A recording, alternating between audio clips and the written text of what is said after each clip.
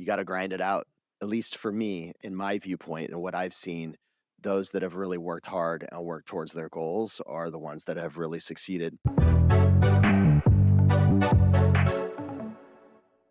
Welcome to episode 2 of How I Built My Small Business, the show that is dedicated to sharing the insight that entrepreneurs have about how to start and grow small businesses.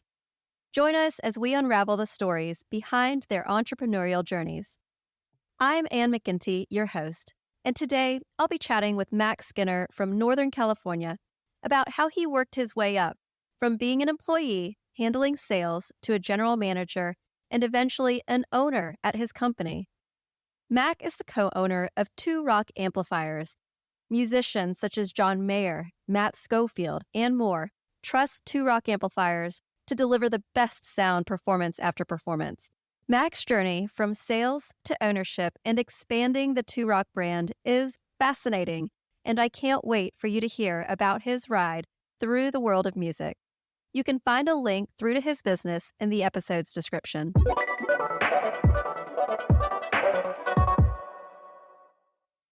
Thank you to our listeners for being with us today. Mac, it's so great to have you here. Yeah, thanks for having me in. Take me back to before Two Rock.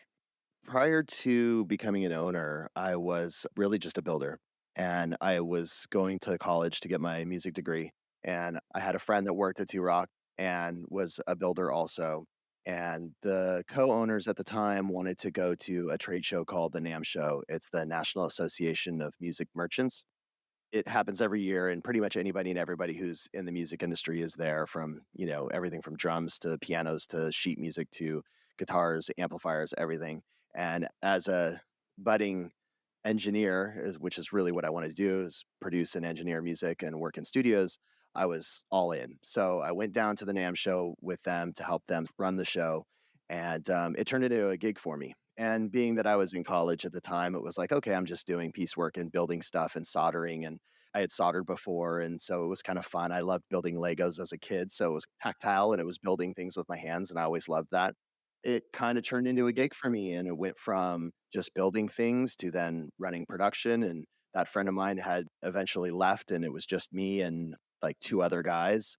And I was doing less building and more production management, build notes and things like that. And then eventually it turned into a full-time, not just after school. I graduated from college and we had 3 or 4 people working for us in the build process. And then in about 2009, 2010, I caught wind that the co-owners wanted to sell the business. And at that point, I stayed on thinking that, if the sale of the business happened, that it could turn into something totally different and could be a great opportunity. And it did. It sold in 2010. And then I stayed on as their general manager for the next several years. And that's kind of how it all started. So this was already its second life. Yeah. From there, this opportunity came up to buy the business. How did that even happen? There was a big transitional period from working for that corporate company to owning the company for myself. Premier Builders Guild was the name of the corporate company. They were based out of Pittsburgh. Once they bought the brand in 2010, a lot of things changed for me. So in the early stages of Two Rock, for me, it was very entrepreneurial. So I was building websites, I was doing sales. I was kind of the point person for artists in a lot of ways. And then when that corporate company took over, a lot of that changed. They said, okay, we have a guy for this and we have a guy for that. We just want you to run production. That's all we want you to do. Not only Two Rock, but they had another amplifier brand at the time called Tone King. So I was managing Tone King and Two Rock. And to be honest, it was a ton of work. So there was no way that I could have done any of the other things that I was doing at the time. But I sort of sat on the sidelines and watched as they changed things, and not really for the better. For example, websites were just not what I thought they should be, and they weren't up to at least my standards of what I thought it should be. And they had people coming in to consult on those things. They weren't in touch with what guitar players wanted and what they were after and what they were seeking. I came from more of a grassroots kind of space. So to see them kind of come in for this corporate feel was like, this isn't good. And I went from working with every aspect of the business to eventually, once they brought more and more consultants in and more people to run the business, to eventually sitting in a corner doing shipping labels. I mean, literally what I was doing. And I was trying to figure out how I was going to get out of the whole situation. And I started looking at other entrepreneurial ideas of how to take other small guitar amplifier manufacturers and help them and build them the way that I helped build Two Rock before its sale to this corporate company. And then in 2016, the owner of the corporate company had reached out to me, or actually, I reached out to him and I said, I'm doing a lot of inventory reporting. Can you tell me why? Yeah. And he laughed just like I did and said, yeah, I'm done. I want out. I want to sell the business. I don't want to do this anymore. I've lost a ton of money. And it was all of the brands were not in a good shape. They started with like 6 guitar brands, most of them contract builds, ended up with 1 guitar brand and 2 amp brands. So, and that was it. It was a shell of what it had started with in 2010. And so he said, yeah, I want to get out. I want to sell. Do you want to buy it? The purchase conversation was Two Rock and Tone King because that's what we built in our facility in Northern California. I had a really strong connection to Two Rock. And while the designer for Tone King and I, who to this day still is a really good friend of mine, had a really strong connection and really close friendship, Two Rock was really my baby. It was really the one that I'd spent the most time of my life with. And I had a friend that I'd met through Two Rock who was a guitar player, Eli Lester. So he and I met during my tenure prior to PBG. Every time we would come out with a new model, Eli would come down and he would purchase that new model and give us feedback. And he was playing out a lot. And then he was also a teacher as well. He had a music school that he taught. And I think he had like some 150 students or something like that. So he was a busy guy in the music business and as a guitar player. So I had called him after this conversation with the owner and I said, you never guessed the conversation I just had. And he said, well, what is it? I said, well, they want to sell Two Rock. He said, well, do you want to do it?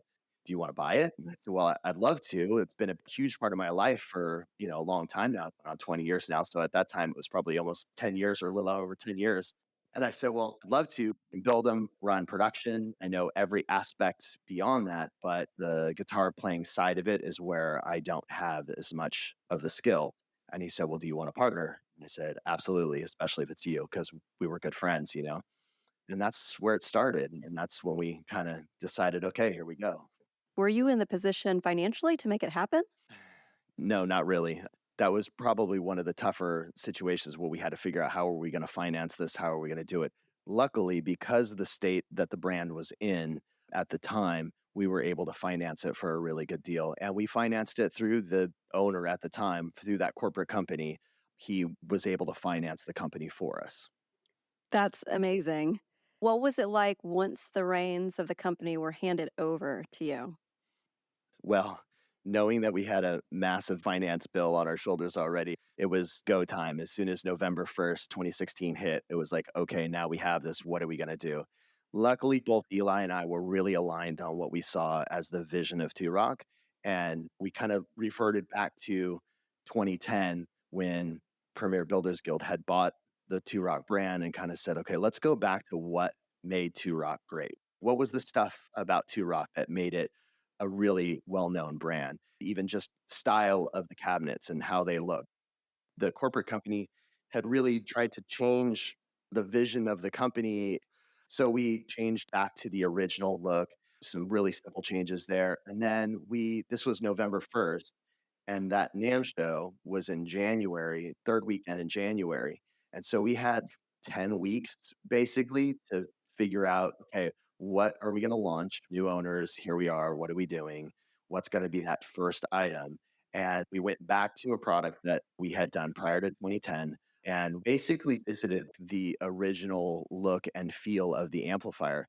And I think that familiarity for people was really important because as that corporate company started to change the look of the product, that made it really, I think, to people in their perception go, okay, it's a different company now. And it sort of lost its identity. And so that was like our biggest challenge was how do we regain Two Rock's identity as a leading boutique guitar amplifier manufacturer? And what gave you the confidence to know that you could take it over and turn it around? So that's kind of funny because that was Eli and I's deal. And he said, man, I can sell the hell out of these things.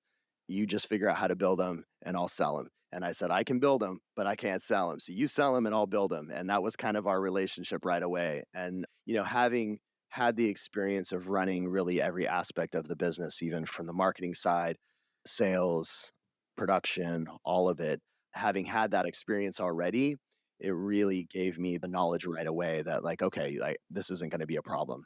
Where it became a problem was probably in my lack of business acumen because I didn't go to school for business. And so learning the accounting side of things was a really big challenge right away. Probably one of the biggest challenges for me is giving up the reins on things where, like, I need to step back and not have my hands in everything. It's that old, if you want it done right, do it yourself. And you just have to trust in the people that you've trained and you've worked with for years to do those tasks that you normally do. That's a big challenge for me because I always want to have my hands in there and I always want to be a part of it and do it.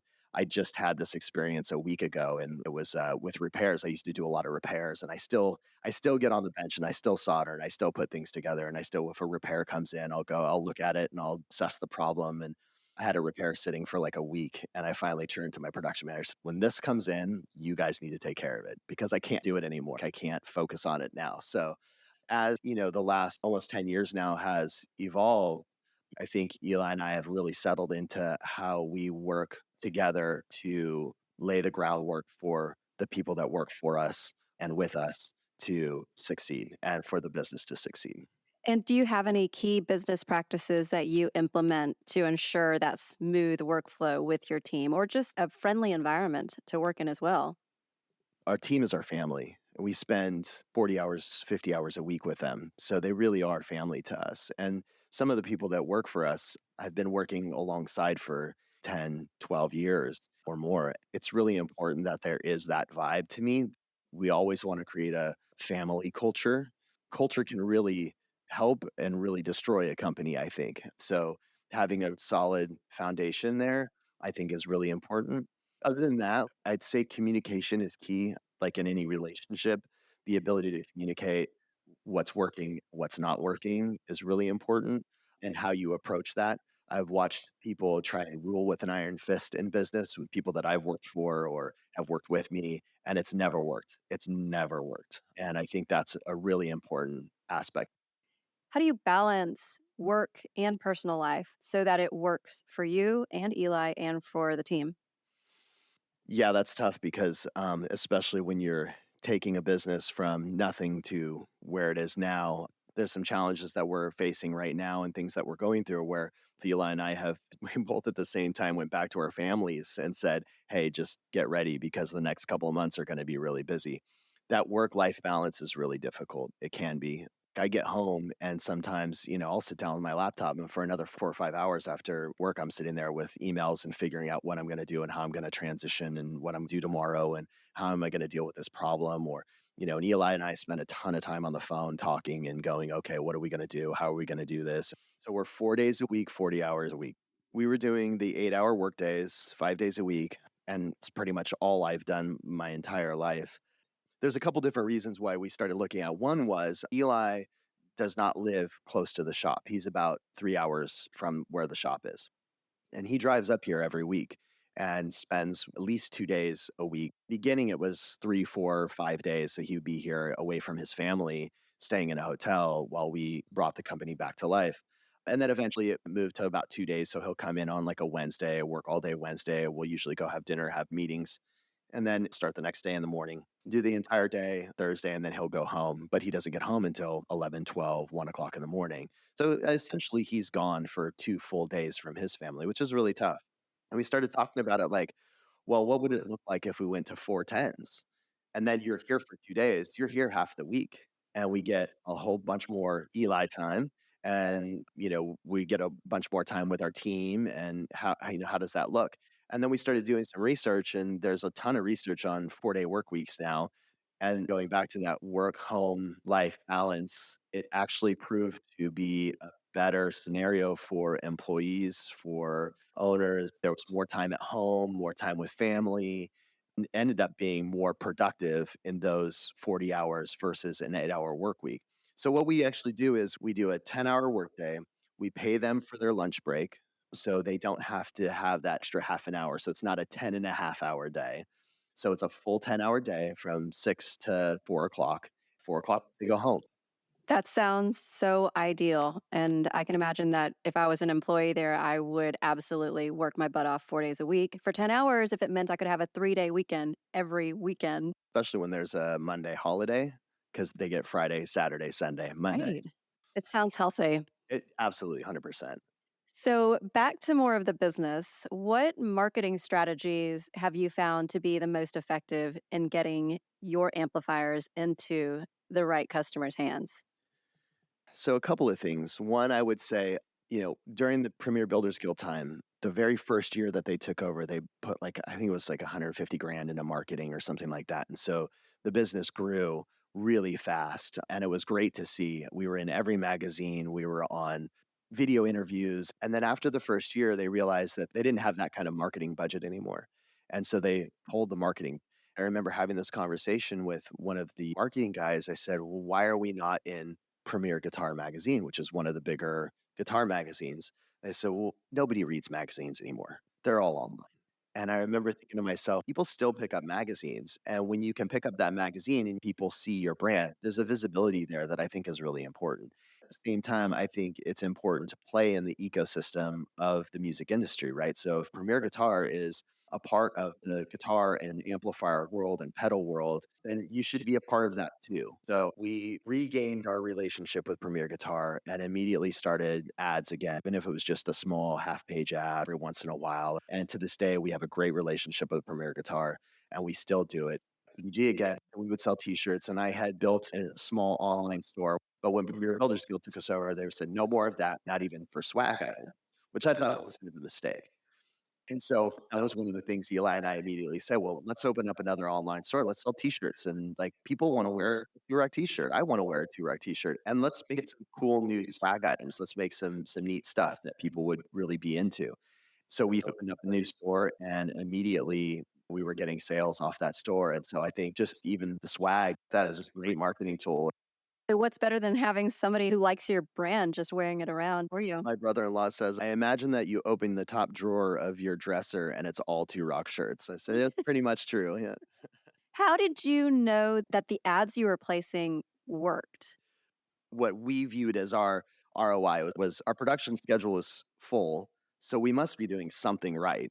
And if we take away these ads and if we look at the history and when that marketing budget was pulled and there were no more Premier Guitar ads and there's no more marketing, what happened? The sales went down. So I think it's really just a visibility thing. People know that we're still here. People know that we're still building product. They know that we're investing in the industry and what we do. And I think that's important. And do you have an idea of how many amps you have out in the world? We're in constant build. So I would say we probably do somewhere around 60 amps or so a month. But if you go all the way back to 1999 in the inception of Two Rock, definitely thousands for sure. I mean, just one of our models right now, that classic reverb signature that we released in 2016, that first one that we said, okay, let's start with this model. That particular model, we're on, I think, 1100 right now, something like that. Nice. One of the things that Premier Builders Guild did was they would release new models every year, new model every year, new model every year. And it sort of was this, we have to do this. And I don't think Eli and I were very aligned that we don't have to release a new model. We want each model to stand on its own, much like some of the vintage amplifiers do. You know, when you hear super reverb, you know what that amplifier is. We really wanted the classic reverb to be like people go, oh, that's the classic reverb. It's just as it stands, it's a known name and people know that name. And as the future grows, we don't want to get rid of that model. We want to keep it and we want it to continue to grow and develop as a staple product of Two Rock. What's your current lead time and how's your backlog of orders looking? Initially, when we first took over, we had no back order. And we are a build to order company. So we don't build a stock. So nothing sits on a shelf at all. By the time you ordered to the time you got product, it was inside of 30 days for the first couple of months. But right after we went to NAM, immediately we had a 3 to 4 month back order.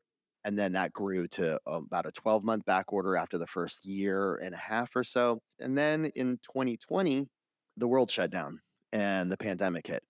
we thought, oh my gosh, here it is. This is going to be the downfall. We're not going to be able to build. We're not going to be able to get product. Our supply chain is going to shut down. What's going to happen? And the exact opposite happened. It ended up, we were about 2 years backlogged. We both looked at each other and said, this is not a good thing. This is going to be all bad. We were frantically trying to figure out how we can fulfill these orders. I think what happened was people who wanted to play guitar or used to, but hadn't for a long time, now had the freedom and the time at home to sit down and pick up their guitar and go, I always wanted that amp. So I might as well, since I'm not going on vacation this year, I might as well spend the money on gear so I can sit at home and play my guitar. The guitar industry as a whole saw a pretty big surge in sales. And then over the last 2 or 3 years, we've started to even out that backlog a little bit. We've hired new people. We've streamlined a few processes. We figured out how to really work with our dealers to make sure that they have the product that they need. And our dealer network around the world, we often refer to them as our partners because they really are. We don't do any direct sales. It's all through our dealer network around the world in pretty much every continent. It sounds like that was a very conscious decision to not do sales directly. 100%. If our customers can go into a store and sit down and play an amplifier and work with that store, that's work I didn't necessarily have to do to deal with that customer. Otherwise, we'd have to have an infrastructure of probably 7, 8, 9 customer service representatives answering phones all day. And customers have relationships with their local music shops, right? So they want to go sit down and play an amplifier, listen to what it sounds like. There's no way we would be able to get an amplifier into everybody's hands around the world to play if it was just us. We really have to have some conduit for them to go to sit down and physically play the amplifier and go, okay, yeah, this is the amp I always wanted. How do you get your amps into these distributors? Well, a lot of them contact us. They'll say, hey, man, we see Two Rock sales. People are requesting, how do we get these in our stores? So that's the first way. That dealer network has been built over 20 years that we've been in business, from us to Premier Builders Guild to even the original co-founders. That network just built and built and built and built. The NAMM show that we go to every year is where a lot of people will go and they'll come and visit me and Eli and they'll go, hey, how do I get this in my store? So that always has been a really big vehicle for new dealers and new business prospects. That's the reason why the NAMM show happens, really. Can you give us an idea of your philosophy behind how you approach your pricing? We talk about this a lot. We don't build to a price point. We never go, okay, we want this amp to be $2,500. How do we do that? We go, we want this type of an amp and we build it. And then we go, okay, can we source all the parts for this? And what is it going to cost? Okay, it's going to cost this. And this is how we break it down. And this is what it's going to cost for us to sell. And we are a higher priced amplifier in the market, but we also build in California, which is not easy to do, to have a manufacturing facility in California and pay employees in California. And then getting parts these days from all over the world can be certainly a challenge. Philosophy really is build the best thing we can build, and let's start there. How did you go about shaping your company's reputation and set yourself apart from your competitors? I think relationships are really important. How you treat people and how you work with people. Eli is not only a fantastic person, but his ability to work with a lot of artists and other musicians around the world. He talks the talk, right? Because he's a player, probably spends more time than anybody I know changing tubes and trying different pedals and trying different guitars. And he's a wealth of knowledge. What would you say is the biggest setback that you've experienced? During the Ukraine war when the tube shortage happened. So we build all tube guitar amplifiers. And tubes come from two places, China and Russia. And when the Ukraine war happened, Putin put counter sanctions on the US after the US sanctions. And it was forest products and electronic, which meant that our tubes and our Baltic birch wood that we use for our cabinets, supply chain was completely halted. There were containers of wood sitting on docks that were not ever going to be opened. And it was like, what do we do? It was an immediate scramble of what tubes can we use in place of these popular tubes that we can't get. Luckily, we were already in process of changing our tube types to a Chinese brand because we were really seeing a lot of inconsistencies in the Russian tubes. We liked the sound of the Russian tubes, But when an amplifier lands to a customer's doorstep and it's dead on arrival, that's never good. Thank goodness you had started talking with China already. In hindsight, what advice would you give your 20-year-old self about entrepreneurship and the music industry? One thing I would say is, and I mentioned this before, some of my business acumen wasn't great. There were terms and things that I didn't quite understand when it came to looking at financials. So, even just a basic business knowledge of here are just some key points to understand and know how margin works and things like that, I think is really important. And I think really understanding relationships and how to work with people, I think is really important too. And work hard. It doesn't just happen. Things don't just fall in your lap. You have to have long nights. You got to grind it out. At least for me, in my viewpoint and what I've seen, those that have really worked hard and worked towards their goals are the ones that have really succeeded. I think some people tend to feel like things will just fall in their lap or they deserve, I deserve this role. You don't deserve it. You got to work for it. Yes, you do. That's all the time that we have for today. Thank you, Max, so much for being here. Of course. Yeah. Thank you. If you've made it this far, thank you for being here. Today's key takeaways. If you want to break into some part of the music industry and you haven't yet been to the NAMM show, go and check it out and make connections. If you're looking to start a business and you only have half of the skill sets needed to do so, look for the right partner who has a skill set that is complementary to yours. At least one of you needs to be good at building relationships. Your team is your family. You can spend 40 hours or more with your team each week. So take good care of everyone and build a company culture that keeps them there. The ability to communicate what is working and what is not working is a very important skill for an entrepreneur to have. Practice improving this skill. Relationships are very important in business. How you treat people and how you work with them. Don't rule with an iron fist. Take a course to learn some basic business knowledge. You don't need to go to business school or know all of the answers, but it sure is helpful if you at least understand terminology. Lastly, work hard. Don't wait for opportunity to land in your lap. Set a goal and go after it. If you enjoyed today's show, please rate and review and share it with a friend. In the next episode, I'll be interviewing Chad Krause about how he built a 7-figure business by teaching himself how to use a camera. So come back and check it out.